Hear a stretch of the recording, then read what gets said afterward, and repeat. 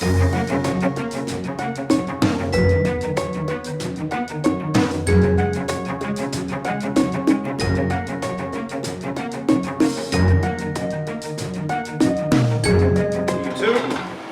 Phil at 20. This is solar power, electricity, and electronics, and I want to go ahead and go over some stuff that I need to do.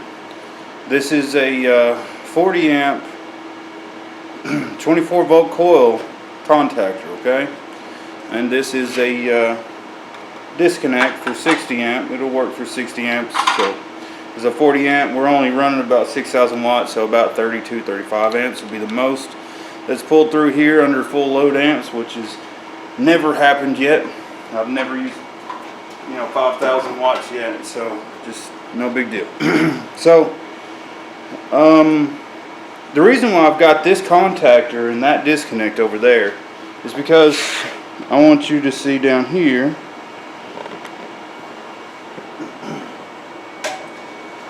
I have to plug and unplug this plug every day because of the Ames inverter. The Ames inverter is broken inside and it won't stay on 60 hertz. Every day it switches to 50 hertz. There may be a way for me to fix it, but I'm not going to take it apart. My best solution is just to resolve the problem. Also, I've got a problem with getting up in the morning, turning it on whenever the batteries are inabsorbed, and then turning it off at night. I forget a lot, and this is going to fix my problem from forgetting because I'm killing my batteries. Sometimes I leave it on, and I don't intend to. It's not intentional, but if I can't remember, I've got to make it to where it's automatic, and that's what this is going to be for. Inside this box here, there is this charge control right here. So inside of it, there is a 12 volt circuit that I can turn on and off during absorb mode. Right now we're in absorb. So as soon as it hits absorb, I can turn stuff on and off. No big deal. We're at 29.4 volts. We're pumping out 1700 watts and it's backing off. Right now it's about 12:30 and we're at 6.0 kilowatt hours today. So we've made roughly a couple dollars almost. As of right now, we're doing okay with this. We're charging fine, but I forget to turn it off at night, which is killing us on our electric bill. Not our electric bill, but killing our batteries. It's killing our batteries. My apologies. It's killing the batteries. And this, I'm going to put another box here, and that box is going to, or I might put it inside of this disconnect itself, and label automatic switch and continuously on, so I can set it up to where inside of here,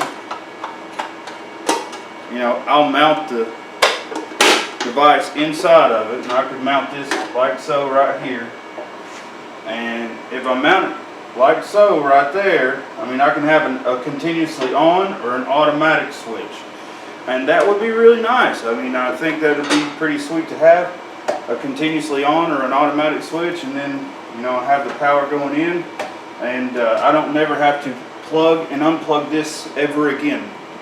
So the continuously on is so I'm assured that the frequency is on if I ever need to turn it on during whatever.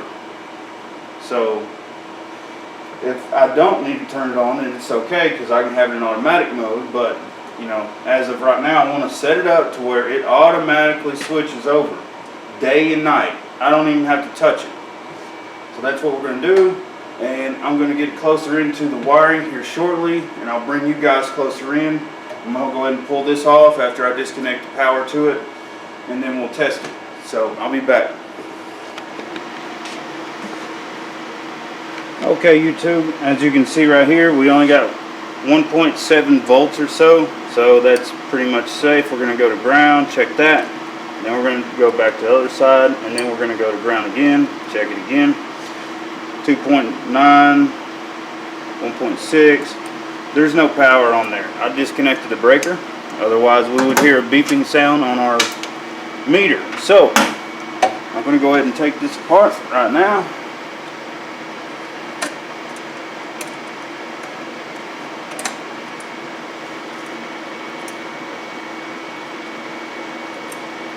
I'm going to put my screws on the left side over here to where they're out of the way, and I won't lose them. Because I've already lost one, if you can't tell.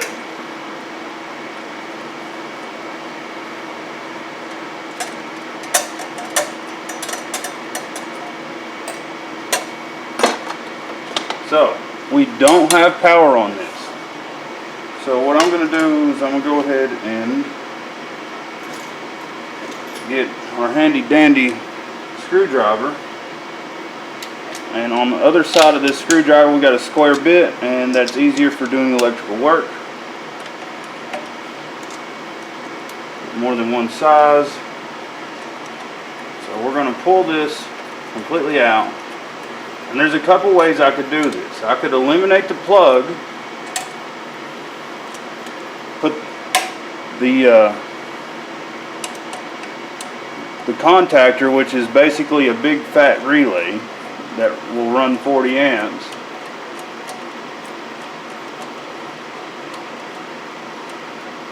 Or I can put it inside that disconnect, which I'll probably end up doing the disconnect one.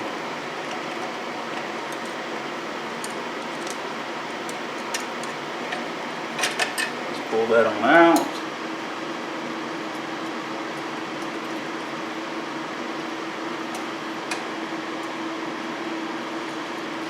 On these, there's these little plastic tabs. I don't know if you can see it. These little plastic tabs. They're there for holding the screws on. I like to keep them there. It's a lot easier to work on.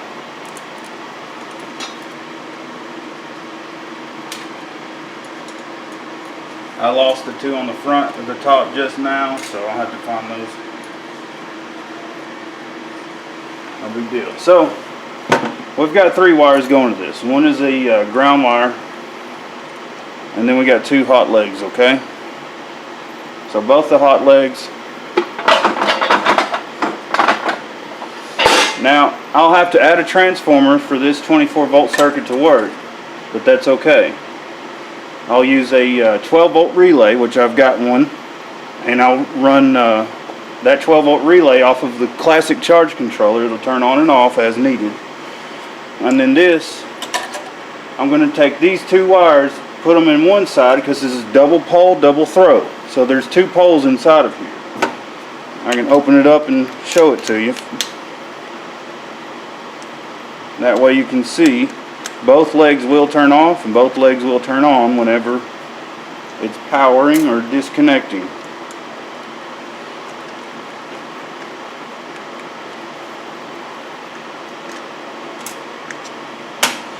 So if you see inside of this contactor, there's a leg on this side and a leg on this side, and whenever I put 24 volts on this coil here, this closes.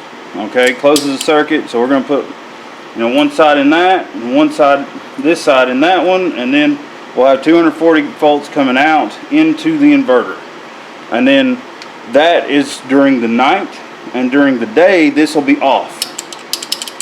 That has to be off, and that tells the inverter turn on because I need power. So that's really cool. It's going to automatically turn on whenever I hit absorb mode, and it's going to automatically turn off whenever the batteries get too low. So it's going to be really cool. I don't have a Whiz Bang Junior yet, but I can use that whole setup with a Whiz Bang Junior with percentage. But there's about 20 different settings already on the Classic, and they'll prevent the batteries from going dead. So we don't want the batteries flat, and nobody wants the batteries to quit. So all I would have to do is put 2 wires in here, and then the 2 wires that these are tied into, just run it over here, but there's no room inside this box. So since there's no room inside that box, either I can take this whole whole connector out and run and take this connector off and tie the wires in directly inside of here through a Romex connector. Or I can put this inside of here and make an automatic switch. So I put that there, and then I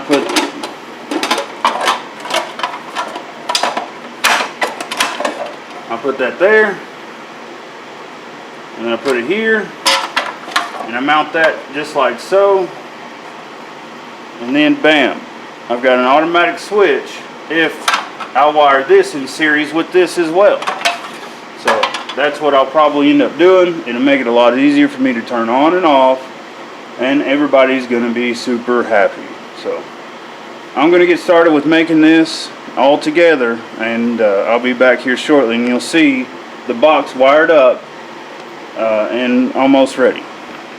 Okay, YouTube, what I have done is I mounted this right here inside of this box, and I left some extra room for this disconnect arm lever to go down and back up to be out of the way. I will put the wires in from this side right here. Here's our knockout. It'll go in from that side. It'll come up here, and then it'll come back out and into here, and then out to here to the unit. What I have thought about is doing the automatic setting it's still pretty difficult to set it up that way. So what I'm going to do is, this will be on for the inverter. This will be off for the inverter will still run, but it'll be running off of the grid power, not the battery power, which is about 200 watts it consumes, which sucks pretty bad because this inverter is what it is. But I've got this dismounted, and it'll be I'm gonna ground it. This box here, I may come straight up and around, and then back out, and then back in. So I've got to figure out how I'm gonna do this. I may mount it like so, because I want to be able to shut and lock the disconnect safely. So I'll probably end up mounting it just like this, and we'll put our hole right here, and I'll put several screws in this side right here to make it real sturdy, real strong. So I'm going to be mounting this box to this box that's mounted to the wall already, and we'll be able to turn it off. And it basically turns on the inverter, and that'll turn off the inverter if for any reason I need to have it running whenever needed. So this is going to be a pretty quick, easy fix for a problem that I've got, and I need to get it done. So I'm going to show you what it's going to look like here shortly. Okay? Okay, YouTube, I was going to go ahead and let you know I decided to change how I was going to wire it up. Instead of running in parallel on both sides in, I'm going to run it in series and then back out. With this new connector that's inside this box, you're not going to be able to fit this plug back in there no more. So I'm just going to get a plate from Lowe's, and then I'm going to get a Romex connector on that plate that will fit around this really fat wire, and then I'm going to get that done. So we've got our contactor ran, we've got our disconnect ran, so anytime this is on, this will run in series to the contactor, and then when this is off, it'll run, it won't run the inverter at all, so that means the inverter will turn on itself. But I have to make a switch for this contactor to come on anytime I press a button, because I'm having trouble with the 60 Hertz, which is not too hard to do. I'm going to show you exactly how I'm going to do that. Also, I'm going to put all my electrical wiring. It's going to be going up here at the top, right in that area. Basically, I only got 2 more wires over here to tie in, and then I'm done until I get to Lowe's. I've got to get a plate for the cover, and then I'm going to put a 24 volt alternating current transformer here, 24 volt relay, so I can run the fan at the same time as I'm running this because anytime I'm in absorb mode, that means I'm going to be making fuel, and I had problems with the timer, so I'm just going to go ahead and bypass that and put a relay on here. It's going to run the fan, and the relay also going to run our switch contactor right here. It turns on and off the power going to the inverter, and once that's all taken care of, we're going to get everything done, wired up and tucked in. And I'll probably put a metal cover over top of this stuff, so we'll be back shortly with what's going on here. Okay, YouTube, I'm back again, and I've got everything wired up and functioning currently. So, we've got a 24-volt transformer. This is temporary. I'm not going to leave it like this. I'm going to put a 5-amp fuse on it. I've got 10 of them sitting over there, so that needs to be done here shortly. From the charge controller, right now it's I got it set on daylight, but we're going to energize this contactor at nighttime. And you're going to say, well, why would you do that? It's using power at night. Well, it's using power from a little bit of the battery bank, but the rest of the power is coming from the grid, from the alternating current transformer. So when I switch it, let's see here.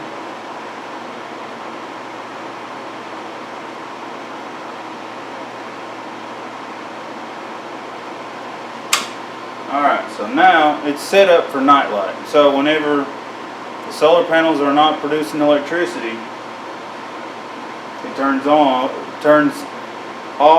of the device.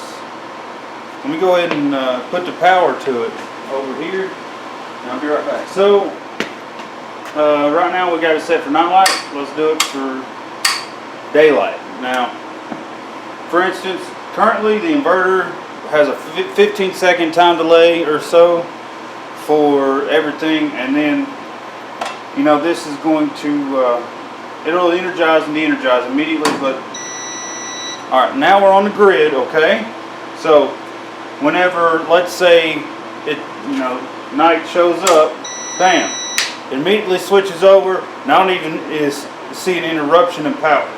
So automatically switches the inverter to the grid, the power to the house, automatically. You've just seen it. Now let's go back up again. Now it takes 15 seconds to switch back to the grid, which is a time delay, which is fine, but you know, you'll hear it beep. And once it beeps, you'll basically know that it's switching over back to the grid. Okay, no interruptions. My hands are tied. I didn't even do nothing. It's going to do it automatically for me from now on. I have had terrible situations where I forget to turn the batteries off. I discharge them way too low. I mean, I'm killing my batteries. So, running this device and leaving the inverter on is going to save my batteries in the long run. So right now it's set for daylight, and the actual setting we're going to have for right now is the night light. Bam! We switch the power over, and there's nothing going on, no problems. It's doing it. So all I got to do is just let it run. I do got to get a junction box cover. I got to put a fuse link right here. And I need to put, this is actually 115 volts alternating current, so I'm going to have to put this stuff in a box. The 24-volt wires, you see these little two little tiny wires, I don't know if you can see them. They're not really important to be in a box because, you know, they'll never run enough power through this transformer to get hot because it's only a 40 VA. I might switch this down to a 5 VA transformer to use less power, but you know, it's not that much power. I mean, I could actually rob the power from the transformer on my heat pump, but then I'd have to run a wire outside, which I could do, no big deal. We'll see how this works out though. And so far so good. Everything looks really awesome, and I'm really excited so far. I hope everybody likes this video. Like, subscribe, share. This is Philip 20. with solar power, electricity, and electronics. And I'm switching on and off the grid automatically. And I'm gonna holler at y'all later.